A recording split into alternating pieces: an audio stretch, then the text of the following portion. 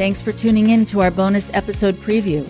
This is just a short sample of this week's exclusive Patreon episode. You can hear the episode in its entirety by becoming a member at patreon.com/IndoctriNation, where you'll gain access to all of our exclusive episodes and merchandise.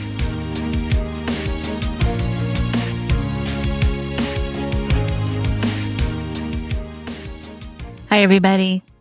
Thank you so much for all that you do to help keep the show on the air and for your unending and very lovely support. I want to be able to talk today about a person named Elizabeth Clare Prophet. She is a very interesting person to talk about.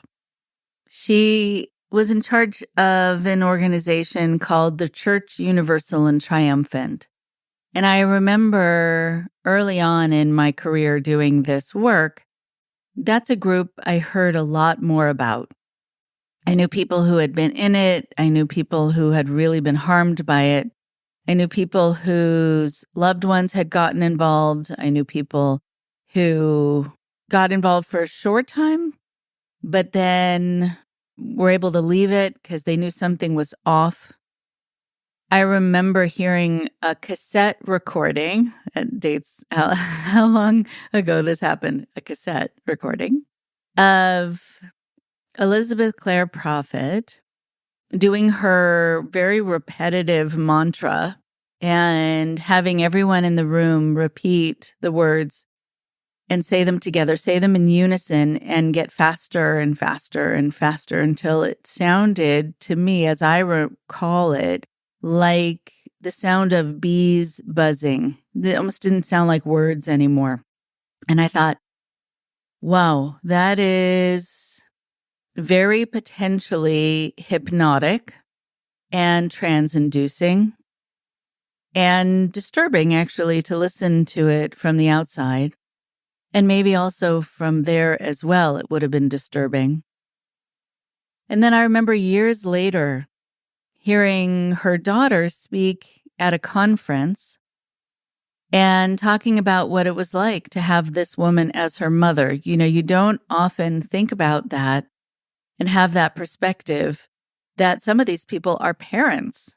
And can you imagine being their child? If this is the way they treat people who they don't necessarily care about and love, what is it like for the people they do care about and love? And sometimes the children of cult leaders are given a pass. They are able to get away with a lot of things. And other times, and I hear this more often, they're held up to an even greater standard of obedience and punitive action against them because they have to be perfect, because they're an extension of and example of their parents, and they can make them look bad.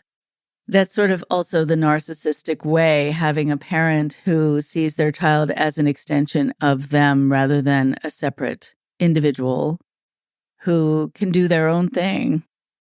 So let's talk a little bit about Elizabeth Clare Prophet, because recently I had a guest on. He is a comedian. His name is Uriah, and he had been raised in this group and then an offshoot of the group. And he talked about the long-term impact that it had on him. And when people heard that episode, people who had been involved in the group years before, people whose family members had been involved years before, were very moved and very affected by listening to that episode. They actually found themselves kind of going back into the memory of being there, feeling it, the memory of having loved ones in it, really also feeling that.